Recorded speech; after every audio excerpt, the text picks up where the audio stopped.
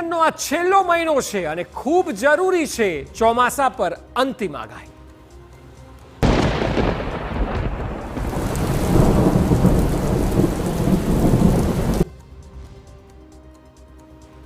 તો રાજ્યમાં આગામી દિવસોમાં વરસાદ કેવો રહેશે? સપ્ટેમ્બરના અંતમાં અને ઓક્ટોબરની શરૂઆતમાં ધોધમાર વરસાદ વરસી શકે છે.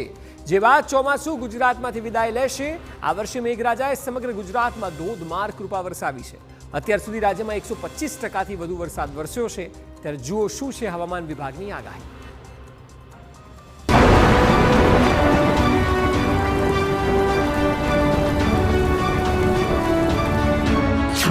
રાજ્યમાં વરસાદ વધશે કે વિદાય લેશે?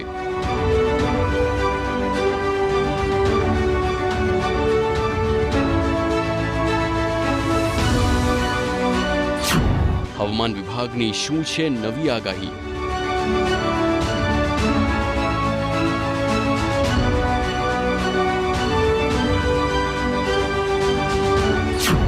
સપ્ટેમ્બરના અંતમાં આવશે મુશળધાર.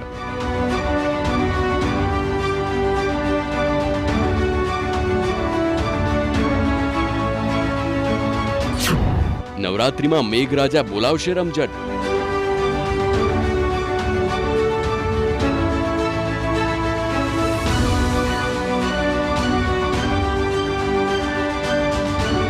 ગુજરાતમાં હાલ વરસાદે આંશિક વિરામ લીધો હોય તેમ લાગી રહ્યું છે.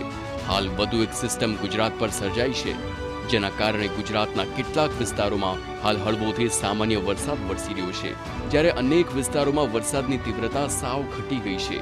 અમદાવાદમાં છેલ્લા 2 દિવસથી અનેક વિસ્તારોમાં ઝાપટા પડી રહ્યા છે, જ્યારે કેટલાક વિસ્તારોમાં સાવ કોરું રહેશે.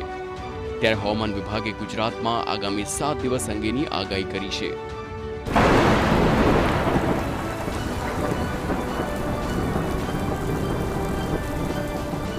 આગામી 7 દિવસ સુધી રાજ્યમાં ભારે વરસાદની કોઈ શક્યતાઓ નથી.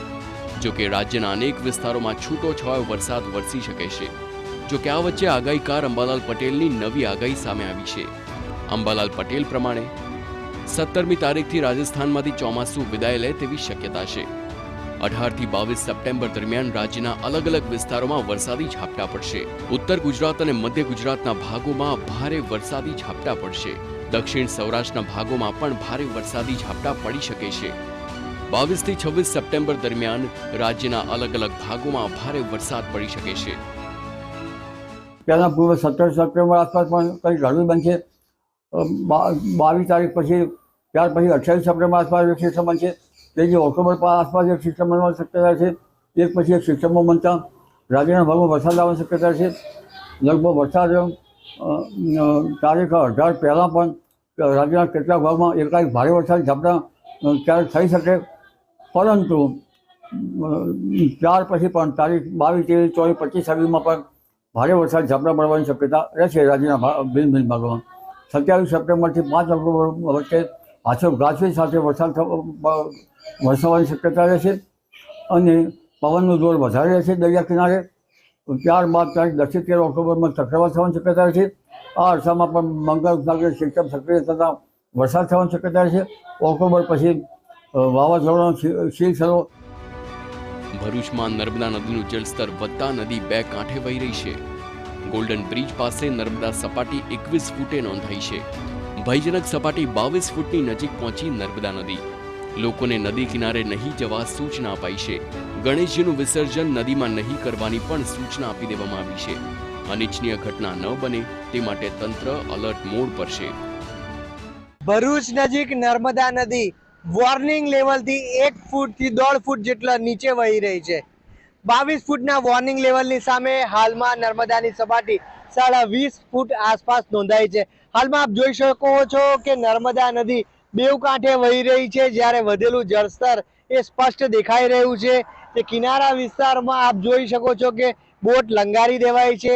તંત્ર દ્વારા છેલ્લા 2 દિવસથી એલર્ટ આપવામાં આવ્યું છે અને નર્મદાનું જળસ્તર જે પ્રકારે વધ્યું છે, કોઈ પણ વ્યક્તિને નર્મદા કિનારે ન જવા માટે સૂચના આપવામાં આવી છે. સાથે સાથે પ્રતિમાઓના વિસર્જન માટે કુંડ બનાવાયા છે, ત્યારે નર્મદામાં વિસર્જન ન કરવા માટે પણ સૂચના આપવામાં આવી છે. દહેગામની ઘટના બાદ તંત્રની સતર્કતા ખૂબ વધી ગઈ છે.